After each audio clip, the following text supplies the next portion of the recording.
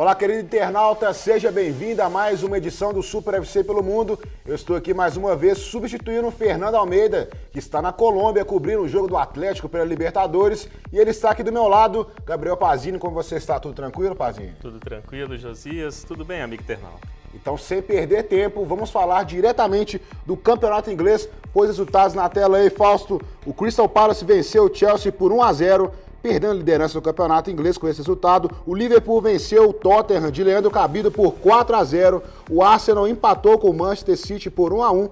O Fulham perdeu do Everton por 3-1. E o Manchester United goleou o Aston Villa por 4-1. Vamos começar então, Pazinho, falando sobre esse jogo. O Crystal Palace venceu o Chelsea e colocou o Chelsea na segunda posição do campeonato inglês, né? Pois é, né? O Chelsea fez um péssimo jogo atípico contra o Crystal Palace, não conseguiu criar muitas chances de gol. O Crystal Palace foi melhor, inclusive, ao longo do cortejo, criando mais chances. O Peter Cech foi obrigado a fazer grandes defesas, até a bola na trave teve. E foi uma justa e merecida vitória do Crystal Palace nesse jogo atípico dos Blues de Londres, que perderam a liderança, mas seguem ainda na briga pelo título. E agora, mandando um grande abraço para Leandro Cabido, o Liverpool enfiou 4-0 no Tottenham, assumindo agora a liderança do campeonato inglês, né, Fazio? Pois é, o Liverpool chegou como a gente esperava, né? Grande goleada para cima do Tottenham, mais uma. No primeiro turno tinha sido 5-0, Liverpool mandando abraços ao Leandro Cabido. O Tottenham, mais uma vez, não fez um bom jogo, confuso, o meio de campo sem funcionar muito bem. Tim Sherwood segue errando muito na escalação do time. Paulinho, volante da seleção brasileira, não atuou, estava com conjuntivite. Já a equipe do Liverpool fez um grande jogo que vem fazendo, né? A 8ª vitória seguida na Premier League, 13 jogos de invencibilidade e o time jogou muita bola. Steven Gerrard atuou muito bem, o Luis Soares mais uma vez marcou gol, agora tem 29 na Premier League, o artilheiro isolado. E o Felipe Coutinho, meio-campista brasileiro, a gente já pediu ele na seleção algumas vezes, está fazendo por merecer uma chance. Jogou muito bem, meteu um bonito gol de fora da área, criou várias jogadas para a equipe dos Reds que estão na ponta, dependem só de si para ser campeão. E além disso, tem os confrontos diretos contra Chelsea e contra Manchester City em casa e fora de casa, só pega time da metade inferior da tabela. Ou seja, Liverpool muito forte para acabar com o jejum, não ganha uma Premier League desde 1990. E agora falando sobre o outro resultado, o Arsenal empatando com o Manchester City, o meu Arsenal que continua assim, né, no seu ritmo de quarto lugar eterno no campeonato inglês. Né? Pois é, né? E agora já tem o Everton ali atrás, né? O Everton está 4 pontos do Arsenal, só que tem um jogo a menos e além disso na próxima rodada confronto direto entre os dois na casa do Everton. Então o Arsenal já começa a perigar, ficar de fora até da Champions League na próxima temporada. O título esquece, está muito atrás de Chelsea, Manchester City e Liverpool, fora que está jogando muito aquém dessas três equipes também. Nesse jogo o Arsenal mais uma vez sentiu falta de um elenco mais recheado. Sem Ozil, sem o Wilshere e sem também o Ramsey no meio de campo, o time cai muito de produção.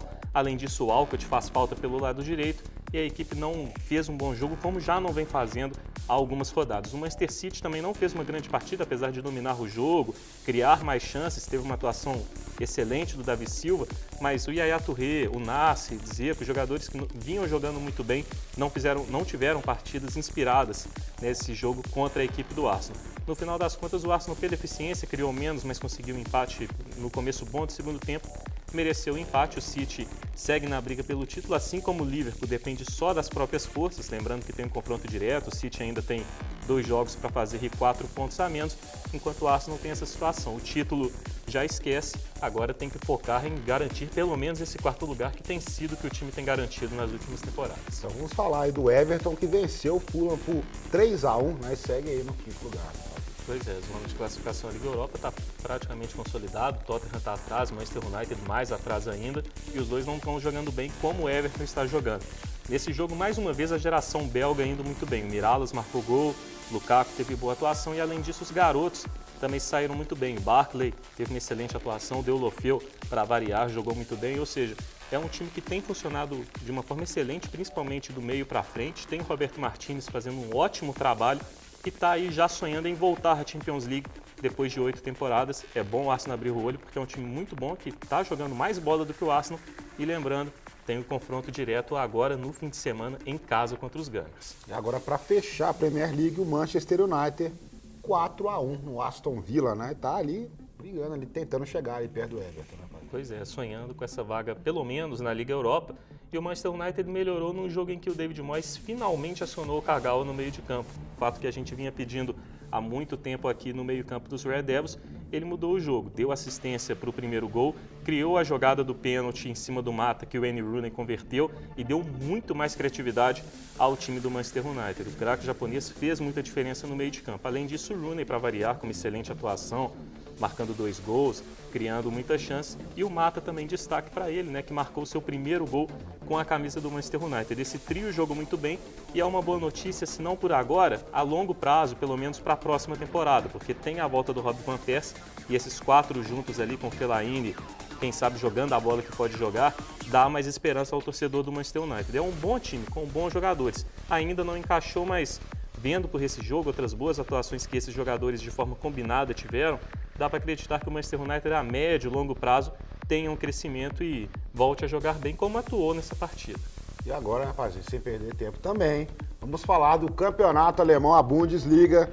O Bayern de Munique, vou pedir primeiro para o Fausto colocar na tela os resultados da Bundesliga, né? Bayern de Munique 3-3 com o Hoffenheim, lembrando que o Bayern já é o grande campeão alemão. O Stuttgart perdeu do Borussia Dortmund por 3-2. O Schalke 04 ganhou do Hertha Berlim por 2-0.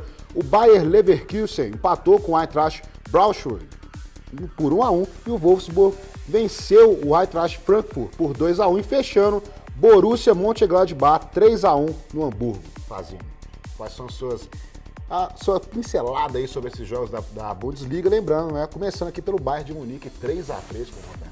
Pois é, foi um jogo muito bom. O Bayern de Munique com muitos jogadores sendo poupados pelo Pep Guardiola, né? Até o Stark, que é o goleiro reserva do Neuer, quase nunca atua, entrou nessa partida. E o Bayern de Munique começou muito sonolento, o Hoffenheim abriu 1-0 e até os 30 minutos o Bayern não fez muita coisa. Depois acordou e aí mostrou como pode ser dominante mesmo como equipe mista. Fez 3 gols em 9 minutos, virou para 3-1. Pizarro marcou 2 vezes, Shaqiri outra, só que aí no finalzinho ali do primeiro tempo o Hoffenheim diminuiu. No segundo tempo, o jogo muito sonolento por parte do Bayern de Munique, o Hoffenheim foi lá e empatou com o Roberto Firmino, brasileiro que está jogando muita bola na temporada, que a gente já elogiou algumas vezes aqui. Um empate justo dentro do que foi a partida, o Bayern na ressaca pela festa do 23º título do campeonato alemão. Acabou aquela sequência de 19 vitórias seguidas, mas já é histórica, a maior do futebol alemão, aumentou, né, aquela invencibilidade desde outubro de 2012, tem 53 jogos invicto no campeonato alemão, fica ainda mais próximo dos 58 do Milan de 91 a 93, a maior invencibilidade da história das grandes ligas europeias. É um Bayern de Munique que segue tentando quebrar recordes e que igualou mais um nessa rodada, 28 jogos de invencibilidade dentro de uma mesma Bundesliga, iguala o recorde do Borussia Dortmund de 2001, de 2011 e 2012. E agora falando de Borussia, essa vitória aí por 3-2 sobre o Stuttgart, essa briga agora pela segunda posição vice-campeonato alemão, rapaziada. Pois é, né? O Borussia Dortmund conseguiu uma grande vitória para cima do Stuttgart, saiu perdendo por 2-0, muitos desfalques no meio de campo, um time muito misto, só que aí o Marco Reus resolveu 3 gols, hat-trick dele, jogou muita bola, deu a vitória aos aurinegros, que mantém o segundo lugar. O Schalke 04 está no terceiro, na cola, sonhando com essa vaga, conseguiu uma boa vitória com grande atuação do Obase, o nigeriano marcou um gol e deu uma assistência, ele que raramente é destaque do time, e o Schalke 04 abriu 6 pontos de vantagem para o Bayer Leverkusen. Leverkusen tropeçou na rodada, empatou com o lanterninho, o Eintracht Braunschweig, e com isso complica as chances de vaga direta na Champions League. Está no 4º lugar, que é o da pré-Champions League, mas já está ameaçado pelo Wolfsburg e pelo Borussia Mönchengladbach, equipes que foram bem nessa rodada, principalmente o Gladbach, com grande atuação do Rafael, atacante brasileiro, mais uma vez. E agora, pegando um avião, saindo da Alemanha, indo para a Espanha, vamos falar de La Liga, resultados na tela. O Espanhol perdeu do Barcelona no clássico lá, perdeu por 1-0. O Atlético de Bilbao perdeu do meu Atlético Madrid, que será o campeão espanhol, pode anotar isso aí por 2-1. O Real Madrid enfiou 5-0 no Raio Vallecano. Começando aí pelo clássico lá de Barcelona, 1-0 para o Barcelona em cima do Espanhol. Pois é, né? Foi um jogo que infelizmente ficou marcado pela arbitragem, né? O Barcelona foi melhor do que o Espanhol, mereceu a vitória, o Neymar fez um bom jogo, Messi jogou muita bola mais uma vez, o Xavi teve uma excelente atuação, das melhores dele nas últimas partidas, só que o Barcelona acabou ganhando mesmo com tudo isso em um lance irregular, não existiu o pênalti marcado ali no lance envolvendo o Neymar. Antes do zagueiro do Espanhol tocar com a bola no braço, o Neymar já tinha dominado ela usando o braço dele também, então o pênalti não existiu. Apesar disso, o Barcelona, como disse, foi melhor, merece a vitória, apesar dela ter vindo com o lance regular. Destaque, Lionel Messi, mais um gol, agora tem 23 em La Liga, está na cola ali do Diego Costa, o Cristiano Ronaldo tem 28, está um pouco mais na frente, mas é a melhor fase do Messi na temporada, jogando muita bola, decidindo os jogos. E o destaque, 36 gols em 36 jogos na temporada. Mesmo tendo lesão, ficando de fora em muitas partidas e em boa parte jogando aquém do que pode, o Messi ainda tem esse número impressionante. Agora vamos falar do que interessa realmente, do líder do Campeonato Espanhol. Fale-me mais aí do Atlético de Madrid, 2-1, vencendo mais uma partida. Tá um pontinho ali na frente, mas vai segurar isso aí, eu tenho fé que vai segurar. E se segurar vai ser fenomenal, né? Porque a última rodada é Barcelona e Atlético de Madrid, pode definir o título um jogaço desses, né? O Atlético de Madrid que mereceu uma vitória muito difícil sobre o bom time do Atlético Bilbao, quarto colocado, zona de classificação à Champions League fora de casa, no País Basco, é ainda mais forte o Atlético Bilbao no novo San Mamés. O destaque do jogo, para variar, Diego Costa marcou o seu gol, mas também uma boa atuação do Koke, que deu assistência para o gol do Diego Costa e que marcou o outro gol da equipe do Atlético de Madrid. O Atlético de Madrid que foi melhor do que o Atlético Bilbao, criou mais chances, jogou com a posse de bola, agredindo o adversário. Quando tinha vantagem, jogou nos contra-ataques e foi muito perigoso também.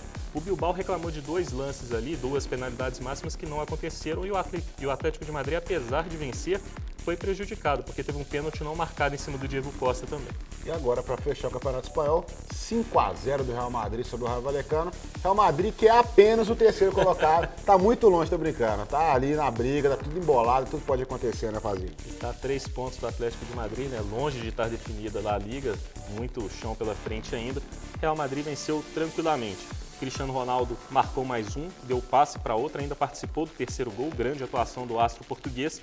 E o Gareth Bale também jogou muita bola, deu uma assistência e, além disso, marcou 2 vezes um desses gols em um belíssimo contra-ataque em que o Bale roubou a bola, atravessou o campo de uma intermediária a outra e finalizou na saída do goleiro. Grandes atuações também dos garotos do Real Madrid. O Carvajal, bom lateral direito, marcou o gol. E o Morata entrou no segundo tempo, marcou um golaço, um chute na gaveta, boa atuação do prodígio aí do Real Madrid, um pouco abaixo do Zé Rodrigues, mas ainda assim uma promessa também. E agora falando de campeonato italiano, em homenagem a Fernando Almeida, que é um fã incondicional do Torino, não sei como, da onde que ele tirou isso, mas ele diz que é fã do Torino. Então vamos falar os resultados aí, primeiramente, o Napoli venceu o Juventus por 2-0, o Sassuolo perdeu da Roma por 2-0, Sampdoria e Fiorentina ficaram no 0-0, a Lazio venceu o Parma por 3-2 e o Milan ganhou por 3-0 do Chievo. Vamos começar aí com Napoli e Juventus, 2-0 aí pro Napoli, né, Fabinho? Grande jogo da rodada, né? A Juventus perdeu aquela invencibilidade, vinha de 22 jogos invicta no campeonato italiano, não perdia desde outubro do ano passado e vinha de 7 vitórias seguidas também. Isso aqui é a segunda derrota da Juventus no campeonato italiano e fora de casa para o Napoli, o outro foi fora de casa para a Fiorentina, ou seja, partidas que dá para perder, né, contra times fortes, longe de seus domínios. Contudo, a Juventus segue tranquila para ser a campeã italiana. No jogo, o Napoli foi muito superior, o meio-campo funcionou muito bem, o Calejon teve uma excelente atuação, inclusive marcando gol, e o time do Napoli funcionou muito bem, agrediu muito a Juventus, marcou a saída de bola, criou mais chances de gol também. Enquanto a Vecchia Senhora sentiu falta do Tevez, que foi poupado, e o meio-campo também que não funcionou muito bem, né? Pirlo, Vidal e Pogba jogaram muito abaixo do altíssimo nível que tem jogado ao longo da temporada. E agora para dar aquela embolada no campeonato italiano, Sassuolo, vamos começar aqui, Roma, 2-0 no Sassuolo, né? Assim, e agora a Roma seguindo na segunda posição no campeonato. Pois é, foi uma vitória tranquila da Roma, fácil, fora de casa para cima do Sassuolo, mas que teve um destaque negativo para a arbitragem e tecnologia no futebol, embate que vem sendo discutido há tanto tempo, né? A Roma teve uma penalidade marcada contra seu favor, uma penalidade ali para o Sassuolo, numa queda do Sansone. O árbitro foi lá, marcou o pênalti, só que aí alguém alertou ele do lado de fora e esse alguém tinha visto o lance na televisão. E aí o árbitro perguntou para o Sansone admitiu que não tinha sido nada, o pênalti não foi marcado. É aí um debate, né, na minha opinião, vale a pena sim, né? É melhor que seja marcado a infração caso ela tenha ocorrido, se não que ela não seja marcada e que não seja prejudicada nenhuma equipe. Tem espaço para isso, é uma decisão acertada como foi nesse jogo. Mas enfim, uma vitória boa da Roma. No terceiro lugar está o Napoli praticamente garantido na pré-Champions League, a Roma na Champions League de forma direta. No quarto lugar está a Fiorentina, Fiorentina aí que nessa rodada ficou no 0-0 com a Sampdoria, não fez um bom jogo, pouco criou, o meio-campo não funcionou, a bola pouco chegou no Matri lá na frente também. Destaques aí da rodada, né? A Inter de Milão continua na zona Liga Europa junto com a Fiorentina, o Parma segue logo atrás, a Lazio também agora sonha com a classificação e por fim o Milan, né? O Milan não deve pegar vaga em competição nenhuma, mas teve uma boa vitória nessa partida com destaque para o Kaká, seu jogo 300 com a camisa do Milan, 2 gols, chegou a 104, é o 9º maior artilheiro da história do Milan. Olha aí, Filipão, fica de olho no Kaká, quem sabe o Kaká pinta. Também não. Mais não. Pode acontecer, ele gosta de ter do Kaká. Então agora saindo da Itália, indo para a França. Vamos falar aí, o PSG venceu o Nice por 1-0 e o Evian ganhou do Mônaco também por 1-0. Pois é, foi uma boa vitória do PSG, que dominou o jogo, poderia ter vencido com mais tranquilidade, não foi o que aconteceu, o Mônaco vacilou, dominou o jogo, mas não conseguiu marcar, e aí por conta disso o PSG aumentou a sua vantagem. Agora tem 13 pontos de vantagem para o Mônaco, caminha para mais um título francês. E agora o campeonato holandês, o Ajax enfiou 3-0 no Twente. Pois é, o Ajax com uma grande vitória para cima do Twente, que era um adversário direto, apesar do Ajax já ter folga. O Ajax abre ainda mais vantagem na ponta da tabela, agora está aí caminhando mais do que tranquilo para o tetracampeonato seguido, 33º título da Eredivisie. O Twente está naquela briga ali com o Feyenoord, que é o vice-líder, com o PSV e com o Vitesse pela última vaga na Champions League. Os perdedores dessa briga ficam com a vaga na Liga Europa. O nome do jogo aí dessa vitória do Ajax foi Bojan, aquele que é ídolo do Fernando Almeida, marcou um golaço, criou boas jogadas também, ele que ainda pertence ao Barcelona, o Barça quer ele de volta para a próxima temporada. Difícil ali ter muitas oportunidades, mas o prodígio de La Masia aí foi bem nessa rodada da Eredivisie. E agora, mais uma vez, um grande abraço a você, viu, Fernando Almeida, um grande abraço do Bojan também para você, você que está aí curtindo os cafés da Colômbia. Então, Bojan também te manda um abraço. E agora, continuando aqui, Campeonato Argentino, né? Tivemos o clássico aí, Boca Juniors 1, River Plate 2, um clássico meio michuruca, né, Fazinho? Foi um clássico meio michuruca, né? Dá para entender porque que os dois não atravessam grandes fases, nem figurando na Copa Libertadores da América, né?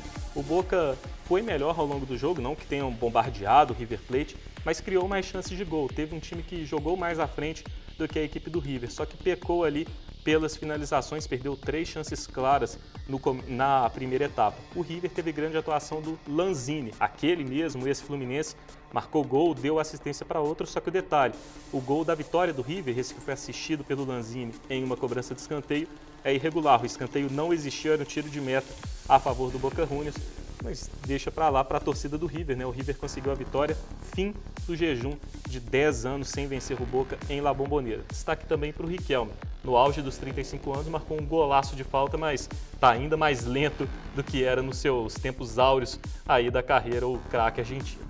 E agora, né, Pazini, para encerrar esse giro pelo futebol mundial, não poderíamos deixar de falar da Liga dos Campeões da África, começando com os resultados da segunda fase, colocando na tela aí também, Faustão. O Al-Ahly perdeu do Al-Ahly Benghazi por 3-2 e o Kaizer Chiefs fez 2-0 no SB Clube. Pois é, né? Para quem não está entendendo nada, apesar de ser uma fase eliminatória, é pelo fato do Al-Ahly, né, o atual campeão que disputou o Mundial de Clubes ano passado, ter sido eliminado na segunda fase eliminatória por um time cheio de problemas. O homônimo Benghazi, que é da Líbia, vem com vários problemas aí nos últimos anos, teve que disputar essa fase aí contra o Al-Ahly da CAF Champions League fora de casa, jogando na Tunísia o seu jogo como mandante. Mesmo assim, venceu as 2 partidas contra o poderoso Al-Ahly, que não vive boa fase, sente muita falta do Mohamed Abutrika, craque do time, que se aposentou. A gente até comentou aqui já no Super FC pelo Mundo. A outra zebra foi envolvendo o Kaizer Chiefs, né? E aí da África do Sul dá para entender porque que o futebol da África do Sul tá essa várzea aí que a gente vai vendo, né? Nenhum representante do país na fase final da CAF Champions League, o Kaizer Chiefs sendo eliminado por um time sem expressão nenhuma no continente. E além disso, né, a seleção naquela draga que tá, né, foi mal na Copa de 2010, não conseguiu nem se classificar para essa. Então, reflexos aí dos 2 tradicionais times do continente africano, mas eliminados aí nem para a fase final do torneio vão. Então, agora, para fechar de uma vez por todas o nosso querido programa, Pazini responde aquele momento bem descontraído que vocês, queridos internautas, mandam pra gente as perguntas e o Pazini aqui responde com todo o carinho do mundo, né, Pazini? Isso aí. Começamos aqui com o Jonatas Queiroz de Passos, aqui em Minas Gerais, perguntando para você o seguinte, Pazini, em sua opinião, o que falta ao Cruzeiro para que encaixe o ótimo sistema de jogo visto no Brasileirão do ano passado? e quais as chances de classificação da Libertadores, que já ficaram bastante complicadas depois da vitória do Defensor em cima do Real Garcilaso. Tá muito difícil agora para o Cruzeiro, né? O jogo-chave de amanhã, né? O Cruzeiro fatalmente ganha do Real Garcilaso em casa, mas para ganhar lá da Laú vai ser complicado. A Laú vem numa boa fase, vai jogar no contra-ataque contra o Cruzeiro e essa estratégia tem dado certo para a Laú no campeonato chileno, pelo menos, e pode dar certo contra o Cruzeiro também, que vai partir para cima, precisa muito do resultado. É um jogo muito perigoso, não dá para apontar um grande favorito, até por conta do jogo de ida, que o Cruzeiro massacrou a Universidade de Chile, mas o Cruzeiro ainda tem chances. Quanto ao time do Cruzeiro em caixa, acho que ainda é começo de temporada, não dá para pegar tanto assim no pé do Cruzeiro, fora que o time não fez partidas muito ruins também. O problema tem sido alguns vacilos pontuais na Libertadores. Contra o Real Garcilaso, o time caiu muito no segundo tempo, contra o Defensor no Uruguai, foi um jogo que nada deu certo, e aqui, quando o time podia ter matado o jogo, estava melhor, com a vantagem, poderia ter ido para frente para matar, Marcelo Oliveira retrancou muito a equipe, né? O Cruzeiro jogou de forma defensiva e aí acabou cedendo aquele ponto que, os 2 pontos, na verdade, né, que fazem falta agora para o Cruzeiro nessa briga aí. Foram mais vacilos do que o time jogar mal, isso que tem prejudicado o time na Libertadores. E agora a última pergunta, Daniel França, também de Passos, perguntando para você, Pazini, qual é o melhor time do Atlético, de 2013 ou de 2014? E o que o Paulo Autuori mudou no sistema tático aí do Atlético? Pois é, o Paulo Autuori fez uma modificação interessante que, na minha opinião, a médio prazo pelo menos vai ser benéfica, que é o do time que joga com mais inteligência. Ao invés daquele balão para o jogo lá na frente, o Atlético toca mais a bola, tenta ficar mais com ela, ter mais posse e sair jogando de uma forma utilizando mais o passe, né? Antes o Pierre, os zagueiros mandavam o balão para frente, agora eles tentam sair jogando. Isso é bom para o estilo de jogo do Atlético, fica um jogo mais agradável e o time tem mais saídas também, tem mais tipos de jogada do que tinha no ano passado. Ainda não deu certo pelo começo de temporada, uma mudança de treinador, uma mudança no estilo de jogo da equipe que demora um pouquinho para se adaptar, mas acho que a médio prazo esse time pode ser melhor do que o do ano passado, apesar de, é claro, no momento, o time do ano passado é muito superior que o desse, levando em consideração aquele primeiro semestre da excelente campanha na Libertadores, porque depois ali no segundo semestre também o Atlético não apresentou muita coisa, principalmente fora de casa. Então é isso, Pazini, queria muito agradecer você mais uma vez por sua presença neste programa e Fernando Almeida, né, mandar um abraço para ele também, né, aproveitando que ele está viajando, poderia trazer algumas coisas para nós, né, lá da Colômbia, aproveitando a sua viagem, a sua estadia em Bogotá, não é mesmo? Mande um abraço para ele também, Pazini. Isso mesmo, obrigado a você, Josias, pela sua presença, o amigo internauta sempre com a gente. Um grande abraço para o Fernando, traz o presente, já chegou lá indo para a boteca, então traz o presente aqui para a gente, que a gente vai ficar muito agradecido. Um grande abraço também ao Sidão e ao Fausto, né, sempre aqui com a gente também. Então é isso, internauta, um grande abraço e até a próxima.